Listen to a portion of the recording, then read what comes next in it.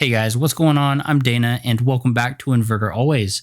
In today's video, we're going to be talking about the installation process for the Daikin Madoka controller. Now, if you're familiar with the Daikin Nav controller's installation process, the Madoka installs very similar to the Nav controller, but there are a few unique differences that you need to look out for, so that's what we're going to talk about in today's video. All right, let's jump right in.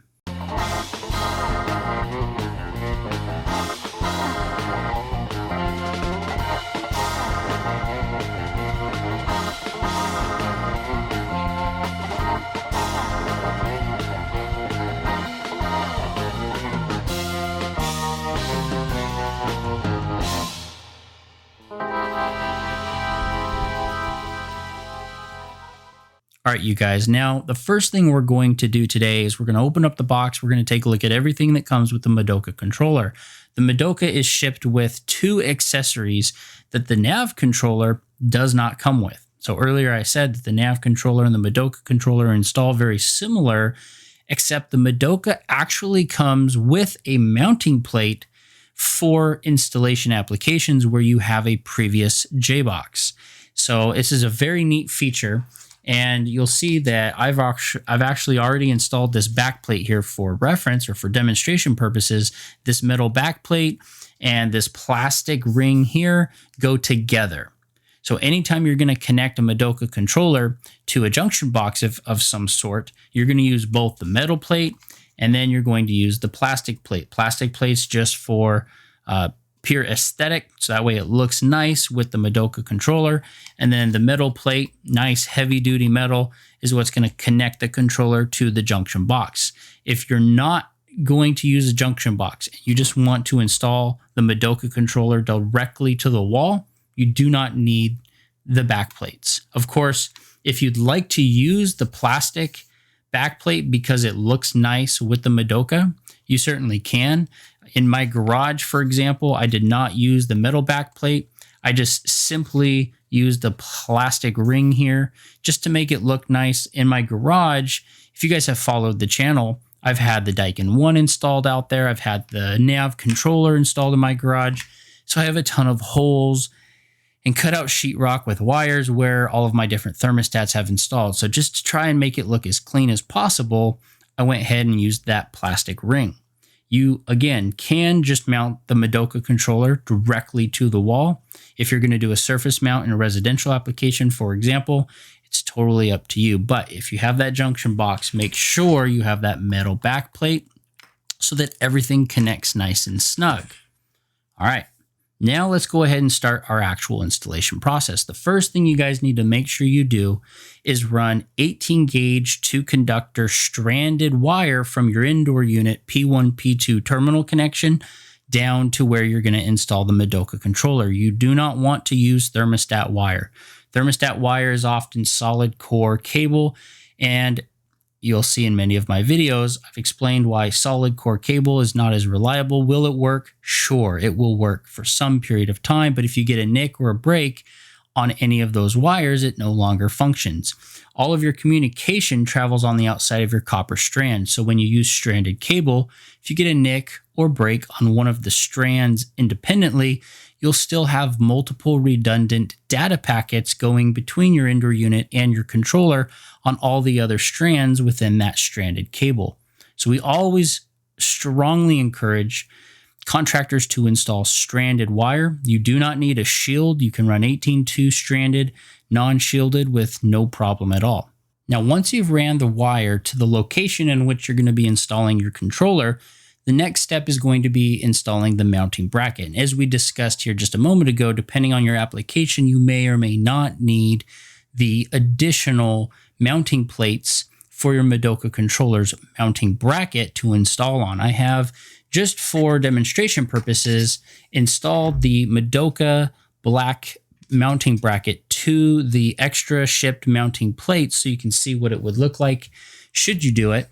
And then from there, you're just going to take the screws that are supplied with the controller and mount that mounting bracket to the wall or to your junction box with your additional mounting plates should you use them. Once this is done, you're ready to run your wire through your bracket and then install the controller. Now, one thing I want you to take note of is you may not have the ability to run the wire through the back of the controller depending on your application. So in that case, you can actually see there are some channels that go up to the top, to the side, and to the bottom, in which you can run your wire into the back plate through the top, the side, or the bottom. And those tabs on the actual mounting bracket just clip off for easy access. Now, something I noticed when installing the Madoka controller in my garage was that I had a bunch of jacket going through the back hole of my mounting bracket.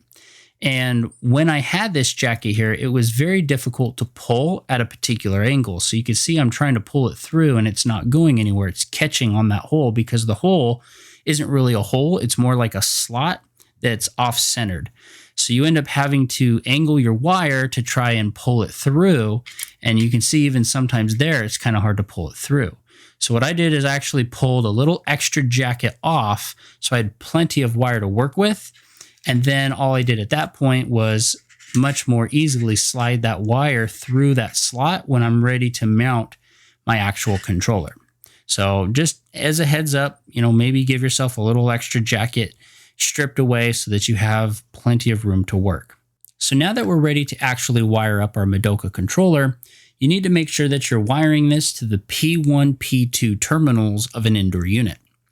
That means VRV, Sky Air, and just a couple of the mini splits. If you don't see a P1, P2 wiring terminal on the indoor unit, then this bad boy is not compatible with your indoor unit. So make sure before you go through the installation process that you're actually installing this on an indoor unit that's compatible. Remember, P1, P2.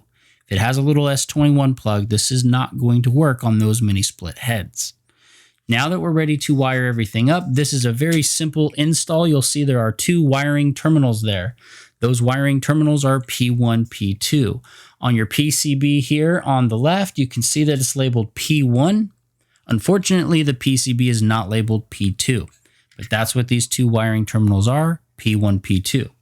And compared to the nav controller, if you guys watched the nav controller video, you'll see that the screw terminals are very difficult to access. The Madoka screw terminals are much easier to access. And there's a nice little channel right on the back of the controller for you to run your two cables through so everything stays out of the way. And then it's much easier to snap in your controller to the mounting bracket. So now that everything's wired up, the last step is going to be connect the Madoka controller to the backplate.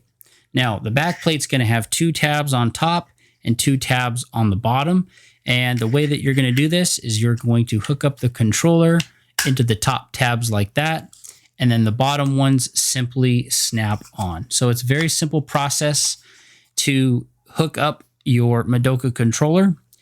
However, you do need to be really careful if you're ever removing the Madoka controller from the backplate. For example, let me show you this little tab here that I've already busted. This little plastic piece right there is one of the tabs on the bottom of this controller.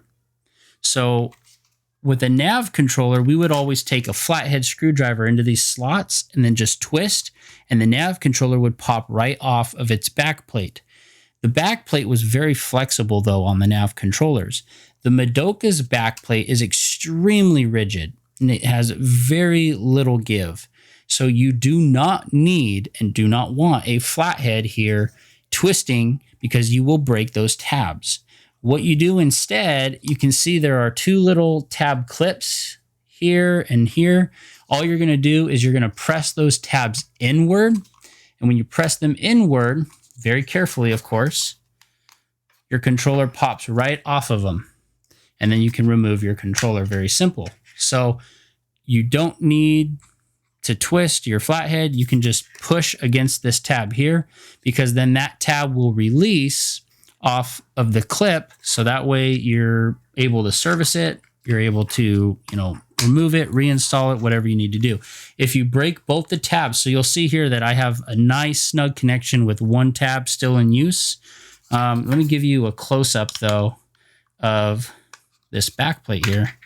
You can actually see when I first did this, I used the old nav controller method, and I actually broke both my tabs. I super glued one of them back together, which so far has held, thank goodness. But just in the process of making this video, I busted one of the tabs off because I was just being careless. So do not twist your screwdriver trying to get these things off. You just simply press the tab in and the controller will pop right off. I hope you guys have found today's video helpful and all the information within. The Madoka is still a brand new controller in our market, at least. And so I'm just trying to push out all of the information that I can from having one at my house, all of the little tidbits and differences that I'm already seeing, things like the tabs on the backplate, super important. There's a lot more information to come, you guys. So if you enjoyed today's video, please click the like button below. It really helps out the channel. And if you haven't already, consider subscribing. I'm working my way to 1,000 subscribers. Thank you so much, you guys, for all of your support. If you have any questions, any comments, or ideas for future videos, please make sure you put them in the comments below. I do read all of your comments, and I always do my best to respond as well. You guys, thank you so much for watching Inverter Always. I hope you have an awesome day.